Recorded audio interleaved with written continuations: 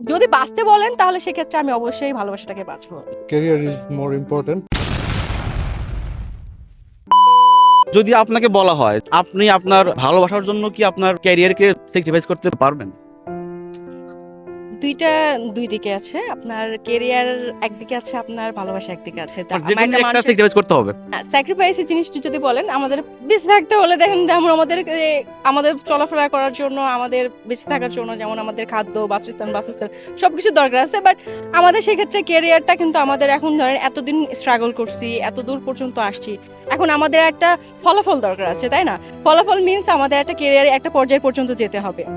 আর ভালোবাসার জিনিসটা হলো যে ভালোবাসার মানুষটা সবসময় সাপোর্টিভ থাকে, এটা খুব স্বাভাবিক একটা কথা। তা এমন একজন মানুষ, যে মানুষটাকে আমি যেটা পছন্দ করি, আমি যেটা চাচ্ছি সেটাতে যদি আমাকে সাপোর্ট না করতে পারে, তাহলে সেক্ষেত্রে কিন্তু ভালোবাসাটা এক্সিস্ট করে না, ঠিক আছে? একদম। অবশ্যই সে আমাকে যথেষ্ট সাপোর্ট করে বলেই কিন্তু আমি কেরিয়ারটা আগেই যেতে পারবো। তো যদি বাঁচতে বলেন তাহলে সেক্ষেত্রে আমি অবশ্যই ভালোবাসাটাকে বাঁচবো। মাশাআল্লাহ। তারপরেও কারণ কেরিয়ারটা আচ্ছা ঠিক আছে স্যাক্রিফাইস করা যায়, বাট ভালোবাসাটা স্যাক্রিফাইস আমি করতে পারবো না। সবার আলাদা আলাদা পার্সপেক্টিভ থেকে এক একজনের এক এক রকম ওপিনিয়ন থাকতে পারে। ভাইয়া যদি সেম কোশ্চেনটা আপনাকেও করি, যে আপনি কি আপনার ভালোবাসার জন্য আপনার ক্যারিয়ারকে স্যাক্রিফাইস করতে পারবেন? To be realistic, আপনাকে career is more important, but in case of love, you have to. Emotion-এর সামনে কিছু দাঁড়ায় না, you know? আহ,